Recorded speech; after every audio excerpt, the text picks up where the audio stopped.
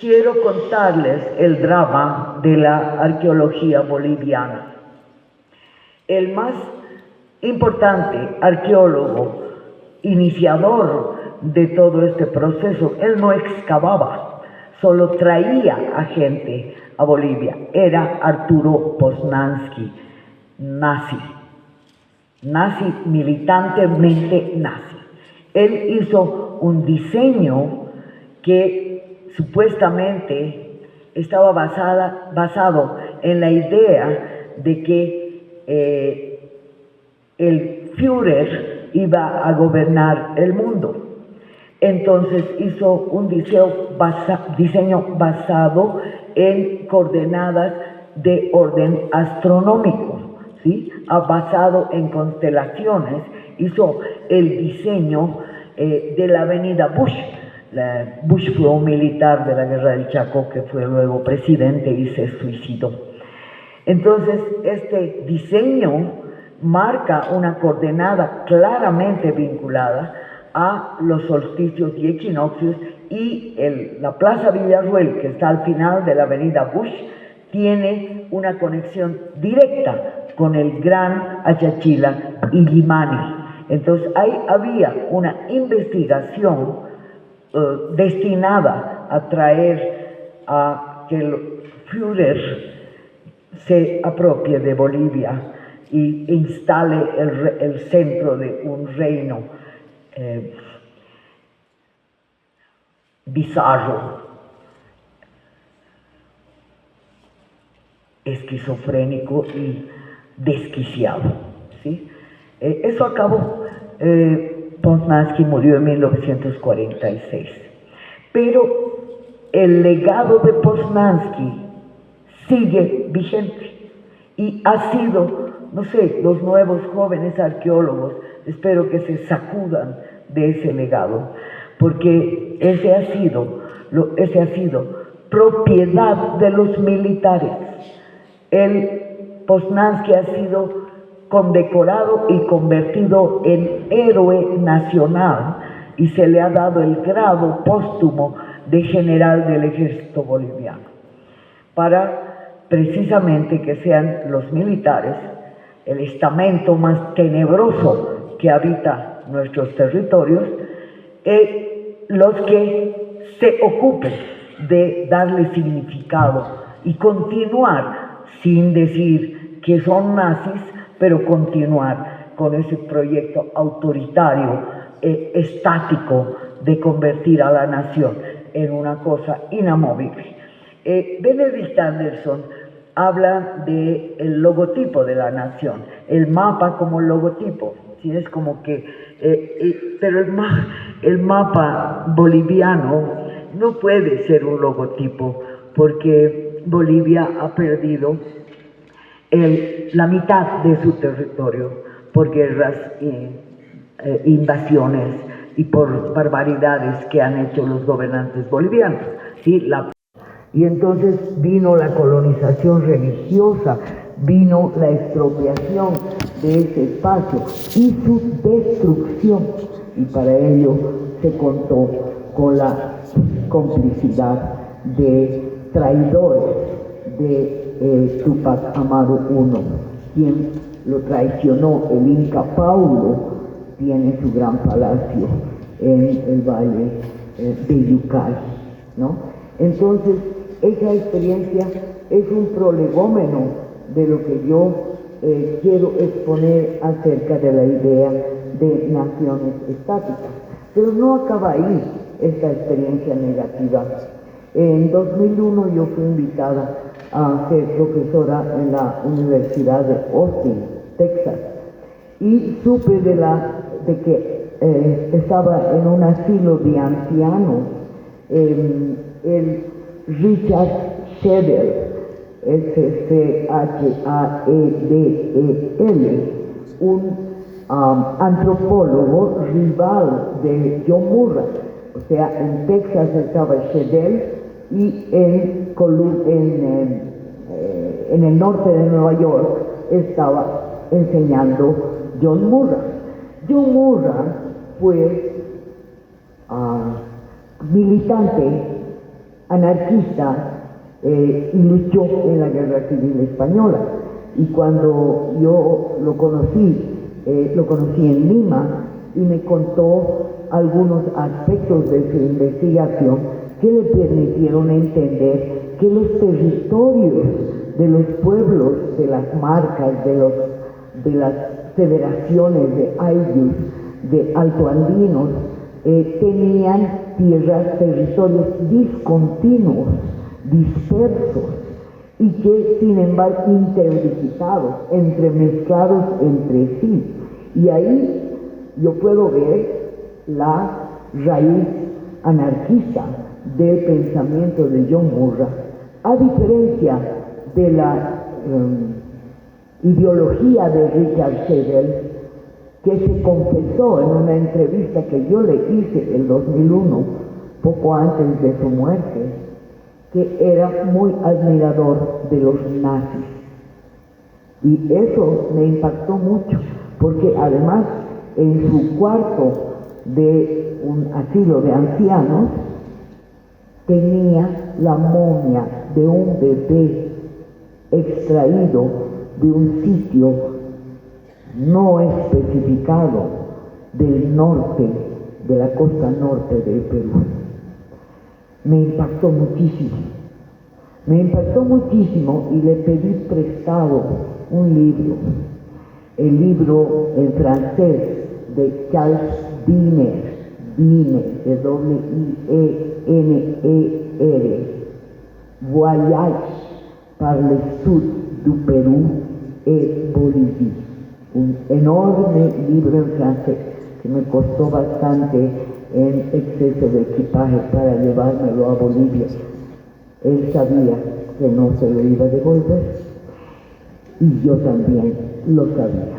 Y ese libro lo tengo como un testimonio de lo que fue la actitud oligárquica de la sociedad dominante boliviana frente al hecho de las culturas antiguas.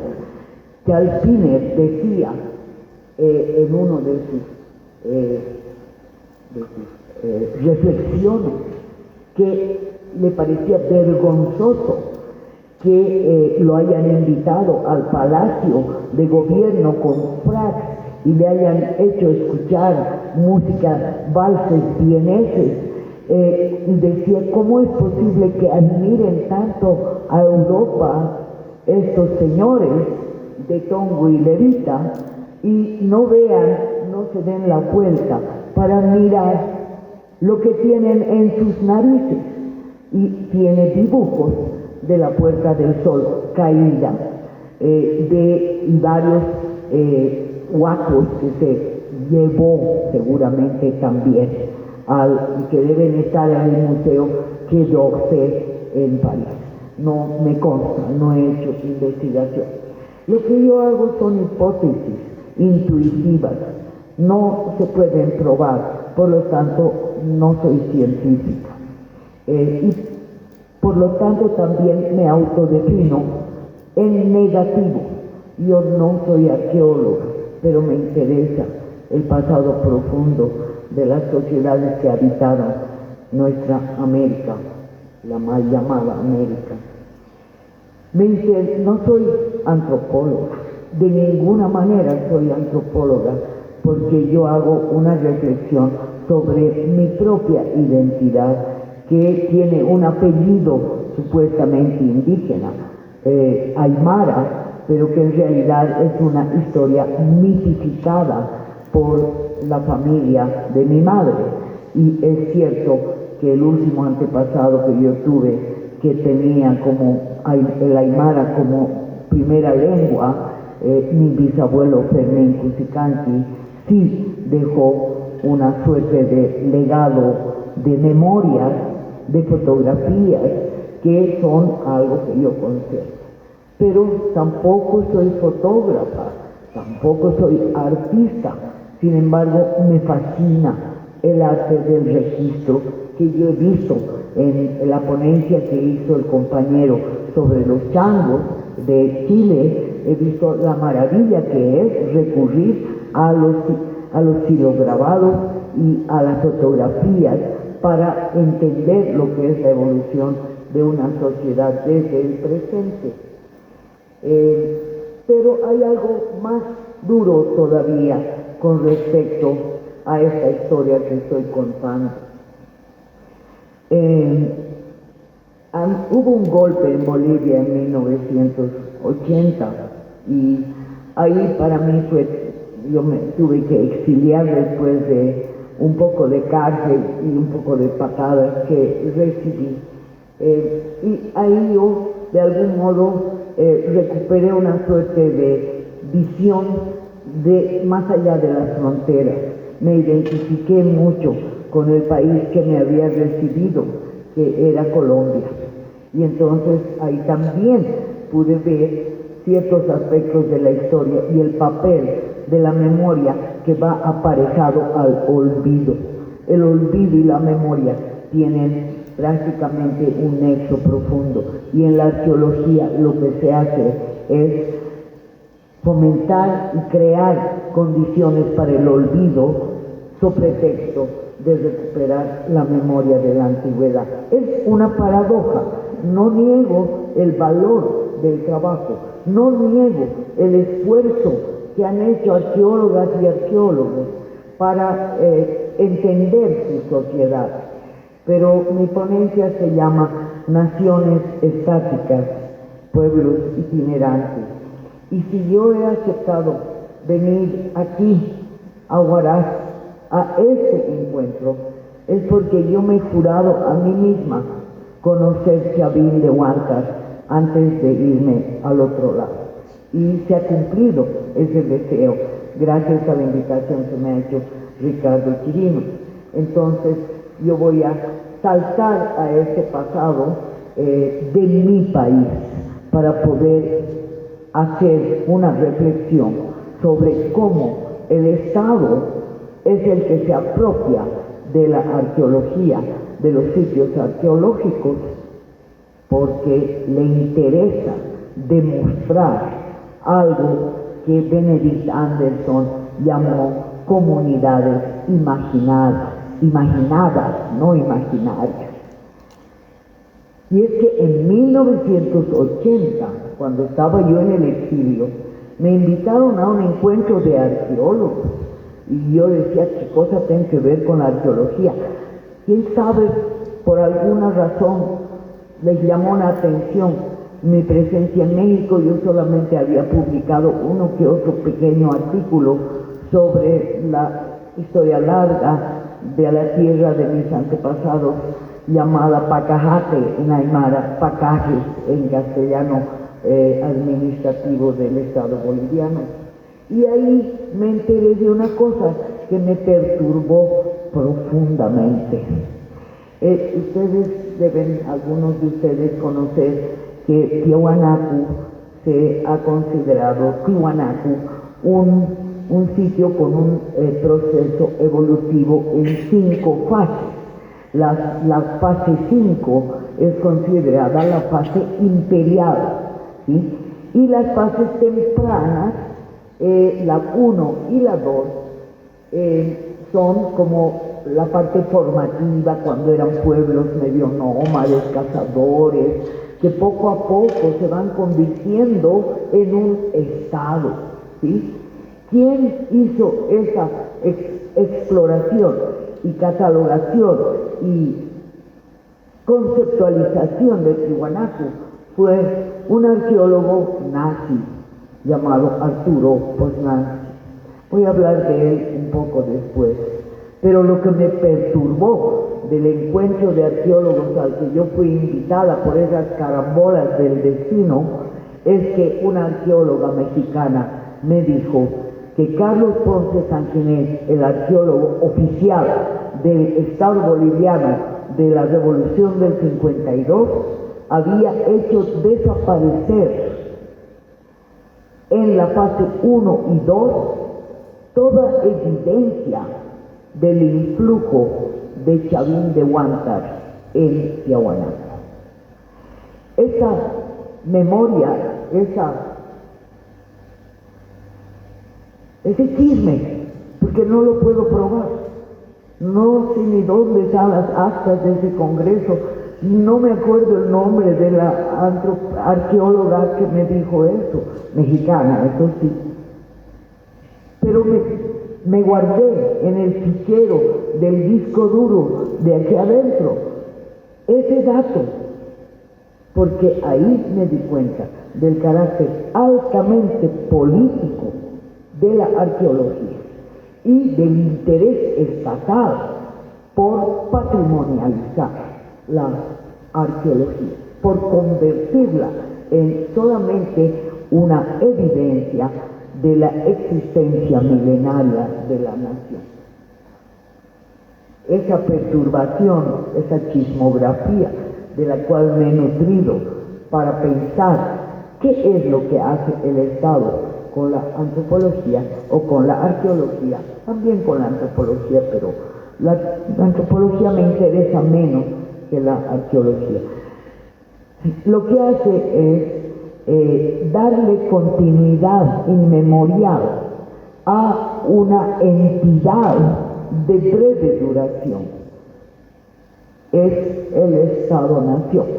El Estado-Nación en nuestro continente tiene diferentes temporalidades, pero prácticamente en toda el área bolivariana, llamada bolivariana, en esta área que comienza por Panamá, Venezuela, Colombia, Ecuador, Perú, Bolivia, su bicentenario es el año próximo. En Brasil, en cambio, su bicentenario es a fines del siglo XIX. Entonces estamos todavía libres en Brasil de celebrar semejante barbaridad, que es la idea de que la nación es una entidad inamovible, estática, que no se mueve, que está ahí desde tiempos inmemoriales. Y eso es lo que ha hecho Benedict Anderson en su libro Comunidades Imaginadas, que es considerar a la nación como una entidad inmemorial y continua y cercada por fronteras, donde además hasta el último habitante desconocido de cualquier rincón interior a ese mapa es considerado afectivamente como un compatriota. Y a mí me parece sumamente paradójico que las mujeres no podamos hablar de la matria en vez de la patria, porque si hablamos de patrimonio es la propiedad del padre. Y qué paradoja, si queremos hablar de la matria, las mujeres, la matria son las bioregiones, son los ríos, son las cuencas, son las cadenas, esa es la matria. La bioregión es la matria, pero la propiedad de las mujeres se tendría que llamar el matrimonio. Esa es la paradoja de una arqueología feminista, que en lugar de patrimonio tenga que pensar en el matrimonio como su único espacio de afirmación y de sentido de lo propio. Alguien está levantando insistentemente la mano, quizás no se me escucha. Perdón, yo no escucho. Van a tener que venir muy cerca o alguien traducirme. Tú me estás llamando la atención con tu mano, ¿sí? ¿Qué cosa me estás queriendo decir? Hazme señas, porque yo no escucho. Ya, hola, ¿cómo están? Ya, déjenme hablar, por favor. Es que soy un poco lenta, tengo problemas con el oído, por una sinusitis crónica, y tengo leves problemas de la vista. Entonces, quiero contarles el drama de la arqueología boliviana. El más importante arqueólogo, iniciador de todo este proceso, él no excavaba, solo traía a gente a Bolivia, era Arturo Poznanski, nazi militantemente nazi.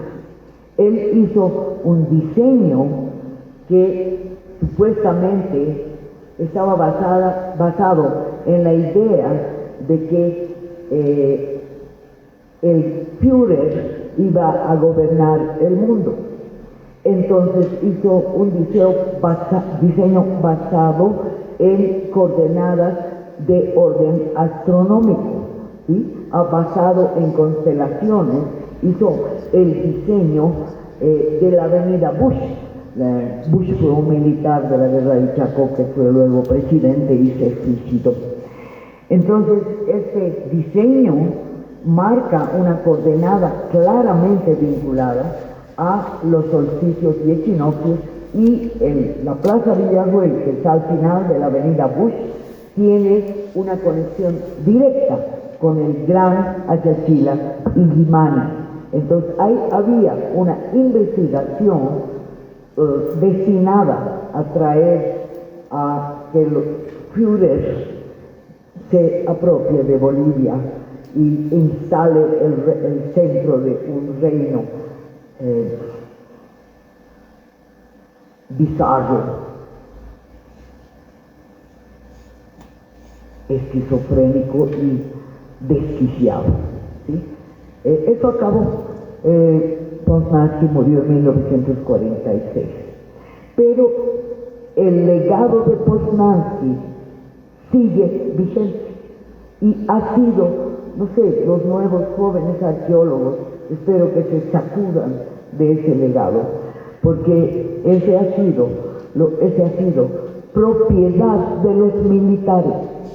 El Poznański ha sido condecorado y convertido en héroe nacional y se le ha dado el grado póstumo de general del ejército boliviano, para precisamente que sean los militares, el estamento más tenebroso que habita nuestros territorios, los que se ocupen de darle significado y continuar, sin decir que son nazis, pero continuar con ese proyecto autoritario, estático, de convertir a la nación en una cosa inamovible.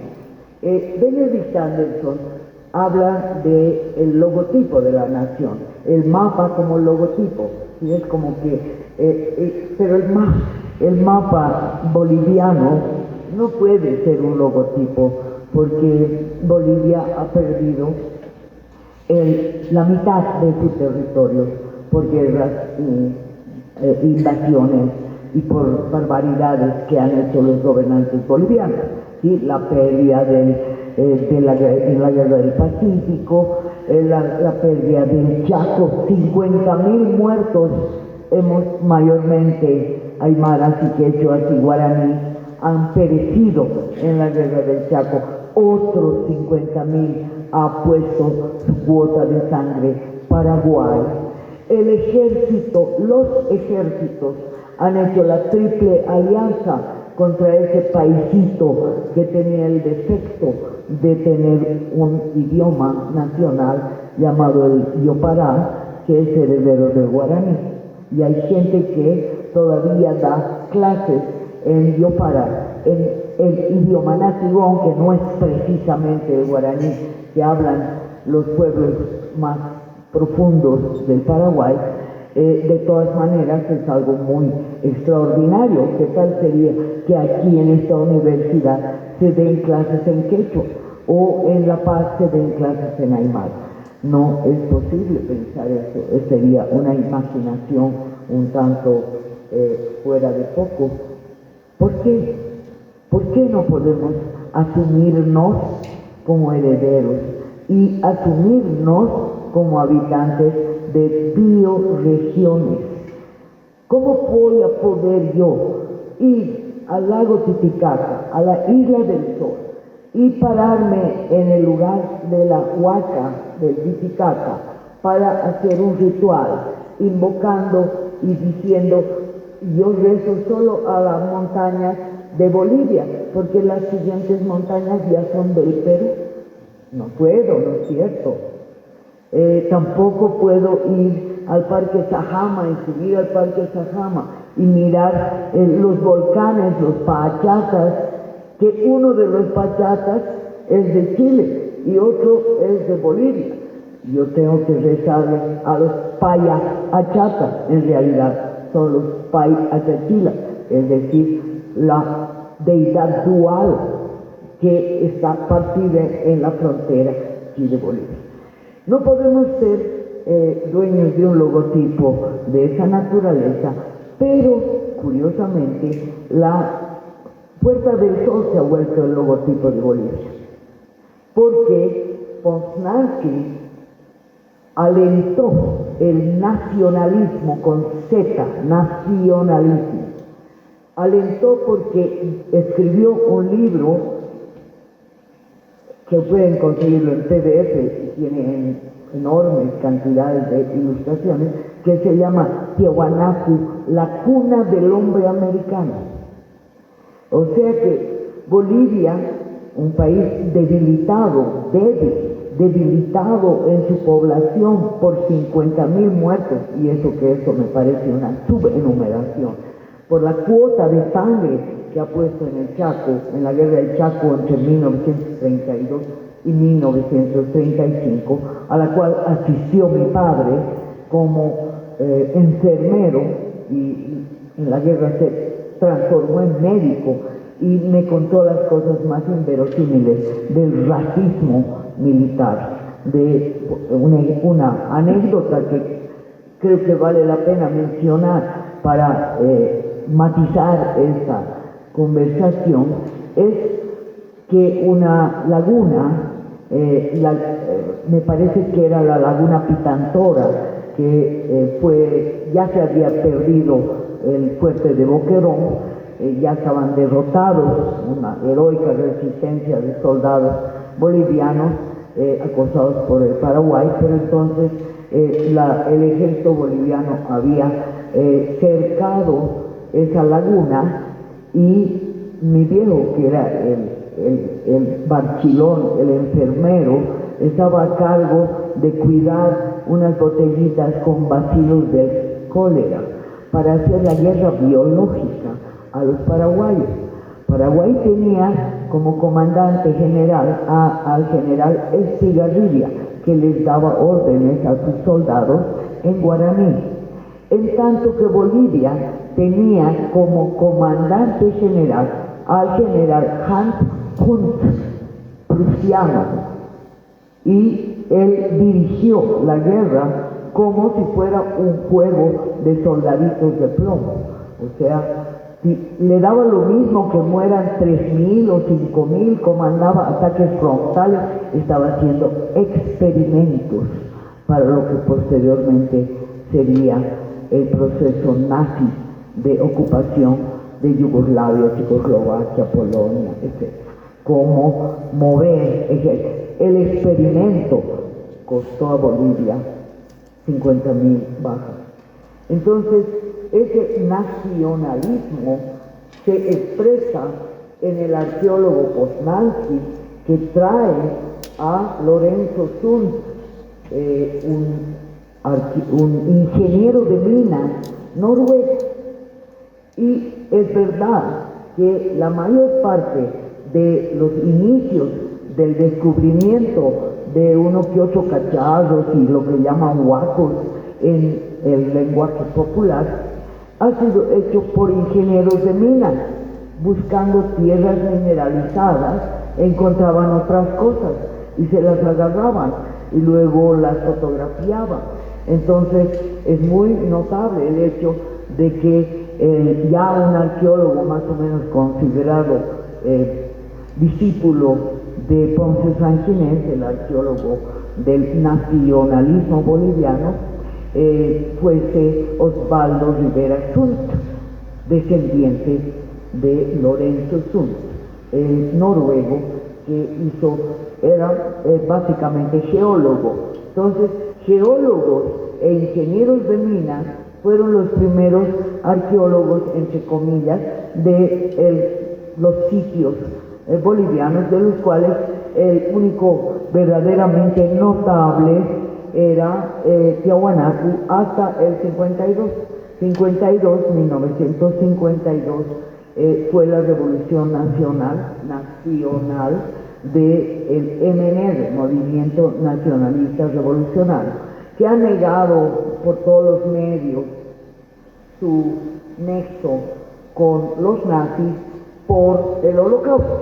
Pero el Holocausto terminó o comenzó mucho tiempo después de que Hitler hubiera convertido a su partido en un partido muy popular entre las clases obreras y populares, y ese era el nacionalismo que le interesaba al MNR.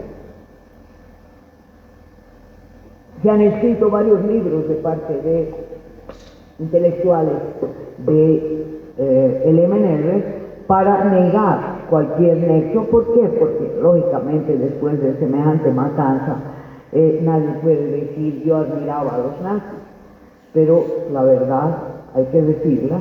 Yo he encontrado revistas donde se celebra a los logros de Hitler en parar la inflación, en dar trabajo a la gente, etc. Y eso no tengo las pruebas porque yo no me ocupo de eso, me ocupo de generar conciencia de las limitaciones de la academia, y esa es mi labor fundamental, las limitaciones. A pesar de que yo he enseñado 35 años en la Universidad Mayor de San Andrés, de donde he sido expulsada por razones que no vale la pena mencionar, yo creo que al hablar de la arqueología boliviana no podemos negar el influjo nefasto de esta raíz nazi en el ejército boliviano y en su primer arqueólogo, convertido en general póstumamente, convertido además en patrimonio de las Fuerzas Armadas de Bolivia, quien hizo una película famosa que se llama La Gloria de la Raza.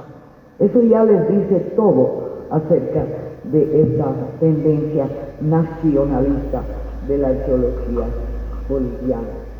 Ahora bien, en cuanto a lo que hizo Carlos Ponce Sanguinetti. Ponce Sanguinetti, pues, básicamente son los herederos, son los artífices de la política cultural del MNR. Generalmente del MNR prácticamente se ha sintetizado las medidas básicas: reforma agraria 1953, nacionalización de las minas 31 de octubre de 1952, reforma educativa de 1955. Básicamente son las tres medidas que se mencionan como lo máximo que hizo, porque por fin se quitó a los hacendados sus propiedades. Y mucha gente dice, nos hemos adelantado al Perú, en Ecuador nunca ha habido reforma agraria. Bueno, esos son problemas de las oligarquías. La gente de base no entiende de fronteras. Ha habido un caso muy interesante que yo he podido atestiguar en las comunidades del lago Titicaca, Santiago de Oje. Tienen un sistema rotativo que se llama Ainoca, Jaipas, no sé cómo se llama, Mantas, creo que se llama en el norte de Potosí. Son sistemas rotativos. Cada 7 años, su Ainoca estaba en Perú y volvía, cada 7 años rotaba la tierra y se venía a otra islita y luego a tierra firme, más o menos firme, siempre muy inundadiza, de las orillas del lago Titicaca. Entonces fue un lío diplomático enorme que en 1930 tuvo que resolverse con un canje de territorios. O sea, la isla que esa comunidad rotativamente sembraba se le entregó al Perú, y a cambio de eso el Perú le dio a Bolivia esa comunidad, y el Estado boliviano le reconoció a esa comunidad el territorio en la región, en la época de la reforma agraria, ¿no? Pero ya había ese antecedente, ¿no?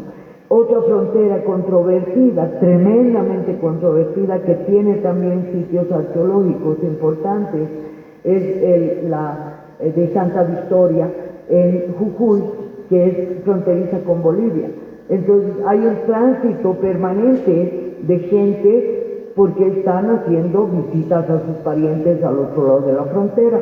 Entonces ahí hay una lógica estatal que lo único que hace es beneficiar a los militares que controlan a los gendarmes, en el caso de la Argentina, que controlan la frontera.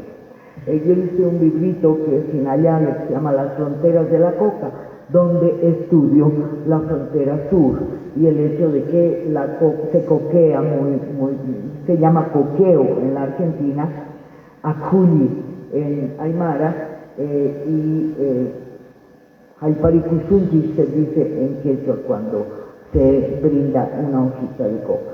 Entonces, ese tipo de relaciones con las fronteras afectan a los pueblos, pero también a su memoria larga, a sus historias profundas, y me parece que es necesario que combinemos el saber universitario con el saber local. ¿Qué es lo que hace Alejandro Haber?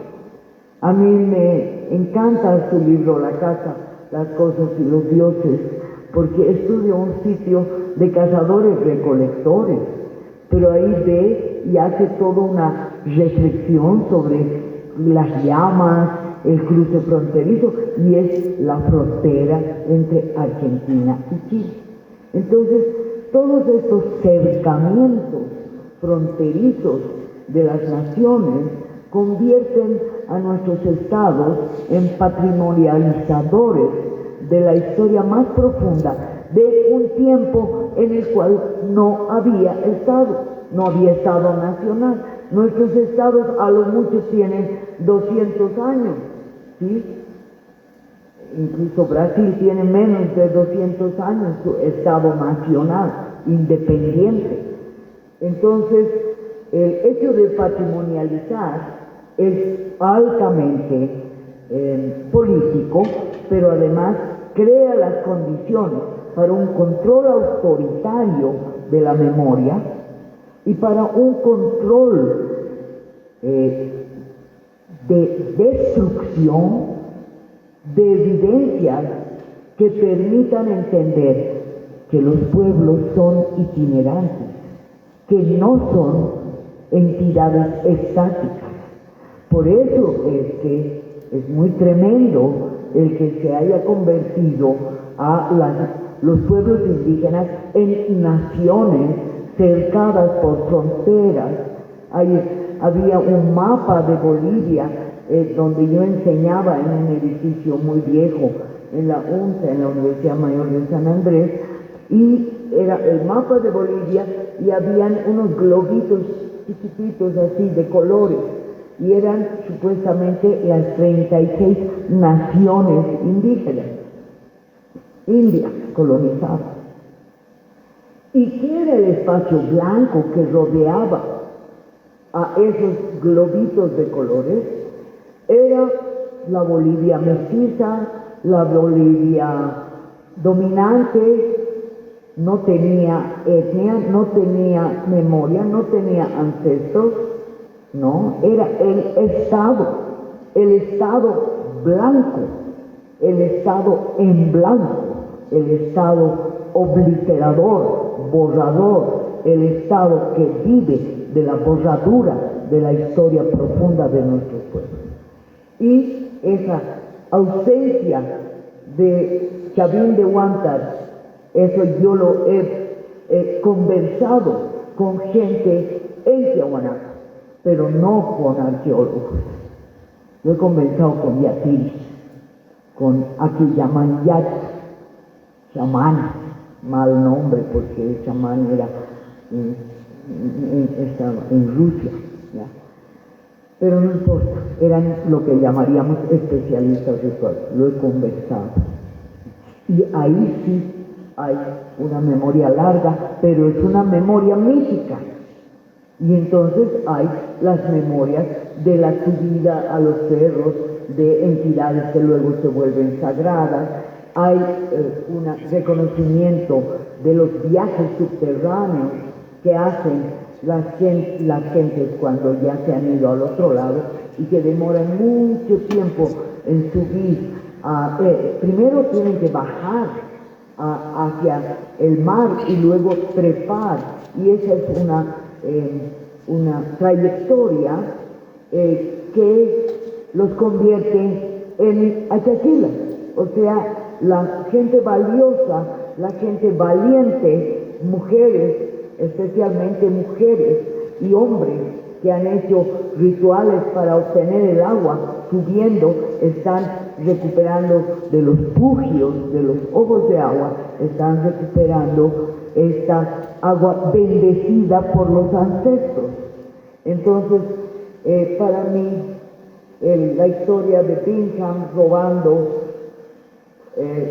evidencias del sitio arqueológico, de los turistas, de los guías de turismo que solo hablan del descubrimiento de Machu Picchu y no mencionan que todavía cuando él estuvo allá se cultivaban los andenes en Machu Picchu, había cultivos vivos y nadie se pregunta por los héroes que eran los que habitaban, un grupo bastante reacio a ser investigado. Entonces, la arqueología en la universidad es una ciencia que tiene que darle la mano a la comunidad, como ha hecho Alejandro Cabe en el Cauca, como ha hecho mucha gente que está haciendo reentierros cuando las comunidades se niegan a que sus ancestros sean metidos en los museos. Y esas experiencias negativas tienen, como les digo, esta otra cara de experiencias desde diferentes campos del saber. Ya les he hablado de la Serra Negra de Oquillo, que son humus de una fertilidad inagotable, porque son los cacharros de milenios que se han enterrado en un mismo sitio y se han convertido en una tierra que es capaz de regenerar la fertilidad de espacios enteros con un poco de esa tierra negra. La aerofotografía. Mi hija Clea, cuando estudiaba en la Universidad Mayor de San Andrés biología, tuvo algún profesor de arqueología que no recuerdo su nombre, pero me mostró un descubrimiento de aerofotografía en biología, en la carrera de biología, donde había una cruciacana por ustedes deben saber, aerofotografía que tiene un sistema como para que no se vea más que lo que está debajo, ¿no? Eso es el término técnico, me lo van a enseñar los hermanos y hermanas que me han invitado a esta mesa. Pero me ha mostrado la foto de la cruz chacana, que no es otra cosa que una representación simbólica de la Cruz del Sur, ¿sí? En las montañas que rodean la población de Copacabana, ¿no? Desde las artes ha habido un rescate extraordinario de conocimiento que no tiene vigencia ni valor para los estudios ni de antropología, ni de arqueología, ni de historia, ni siquiera los estudios formales de arte. José Luis Macas, un artista plástico ecuatoriano, ha hecho un experimento en cianotipia, que es un sistema por el cual el sol es el que quema la plata, ¿no? Tiene que haber un sol muy fuerte para que pueda quemar y hacer cianotipia, ¿no? Que es un método antiguo de fotografía. Han hecho un experimento junto con otro compañero químico de Ecuador, y han hecho cada solsticio y cada equinoccio, han fotografiado la línea de sombra de las calles principales que van desde las iglesias hasta los uplands. Y efectivamente, eso hay en San Francisco, hay una línea directa, que es la línea de sombra de una avenida que va a el Limán.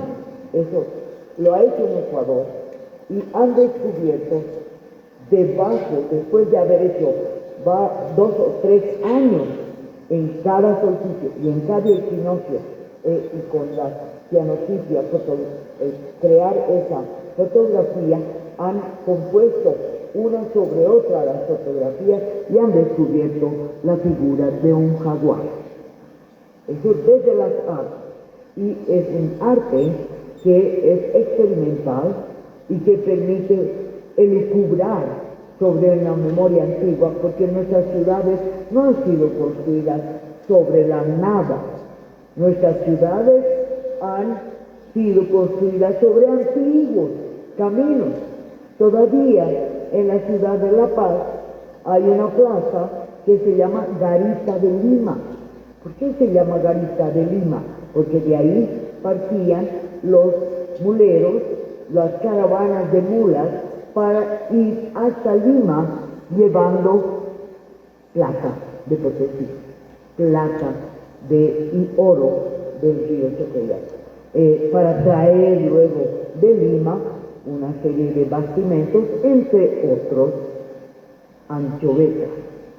Y se han descubierto también experimentalmente desde la agronomía el método de poner una anchoa en un grano de maíz y ponerlo en el fondo de la tierra como un fertilizante extraordinario. Esto desde la agronomía. Y desde la etnohistoria voy a contar una última, no sé si tengo tiempo. No sé. ¿Tengo tiempo? Sí, ya. Entonces, una última cosa que voy a contar, que es desde la etnohistoria, el fallecido recientemente Christian Platt, juntamente con un historiador, Pablo Quisbert, de la Universidad Mayor de San Andrés, han hecho un trabajo de etnohistoria, porque Tristán ha descubierto en Sevilla el testamento de Diego Hualpa. Diego Hualpa fue el supuesto descubridor de la beta centeno, que es la primera que se explotó en Potosí, en el Cerro Rico de Potosí, en 1545. ¿Sí? Diego Hualpa estaba a punto de morir, había sido cristianizado, era un verdadero creyente y podía ir al infierno si mentía.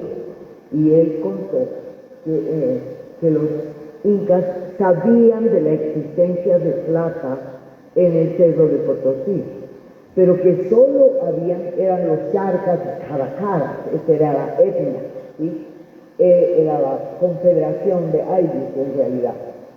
Sabían de la existencia, pero que encima, en la punta del cerro, había un santuario donde el piso estaba forrado de pieles de jaguar, y los chamanes que estaban ahí arriba se convertían en jaguares. Esa fue la confesión de Diego Hualpa, a la cual el mito colonial le inventó otro mito, que era que Diego Hualpa había escuchado una voz que vino desde el cielo que le decía: atención, esa riqueza no la toquéis, porque esa riqueza pertenece a otros hombres llegados de allende los mares, más sabios que ustedes. ¿Ya? Ese es el mito colonial en torno a cómo se descubrió la beta centeno, que fue la primera.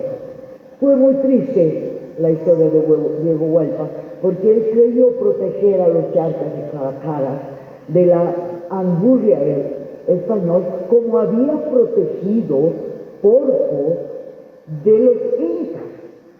Había resistido los incas negociando y transando, entregando Porco a los incas. al Estado Inca, pero resulta que quiso hacer lo mismo con los españoles y le fue muy mal, porque simplemente Centeno, que era su amo, a quien confesó que estaba explotando esa beta de plata, que luego se llamó beta Centeno, para ayudar a su comunidad, a su ayllu, a pagar el tributo, que en esa época tenía que pagarse en especie. Entonces, ese mito colonial de que fue una voz de Dios que le dijo a Diego Guaypa que eso no era para los indios, se ve revertido, se ve rebatido por esta historia encontrada en el archivo de Sevilla por Christian Plath y hecha la reflexión juntamente con Pablo Quisbert, se redescubre la existencia de un santuario en el cual decidieron no entregar esa beca a los españoles hasta 1545, porque toda Charcas se iba a secar, a desecar. Y ocurrió una sequía prolongada que permitió, por supuesto, una diáspora de las comunidades y una provisión enorme de fuerza de trabajo para los señores de minas, de los cuales habla Guamán Poma de Ayala, otro personaje en disputa entre Perú y Bolivia. Cuando escribió su nueva crónica, El Buen Gobierno, no existía Perú ni Bolivia, pero volvemos a entender Cerro Rico de Potosí es algo que se conoció ya y que quiso ser preservado, primero de los incas, después de los españoles.